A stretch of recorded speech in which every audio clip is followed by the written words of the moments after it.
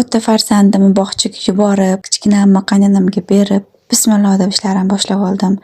Agar sizlarni ham reelslar orasidan shunaqa o'rangan uyda ish qilayotgan ayollar chiqib qoladigan bo'lsa, sразу like bosib qo'ying. Chunki bu issiqda, uy ichida yengi uzun kiyim kiyib, ro'mol o'rab ish qilish o'zi bo'lmaydi. Chunki biz ham uyda yengi kaltada ro'molsiz yuramiz. Ko'pchilik qiziqadi, uyda ham ro'molda yurasizmi deb. Yo'q, biz uyda ro'molda yurmaymiz.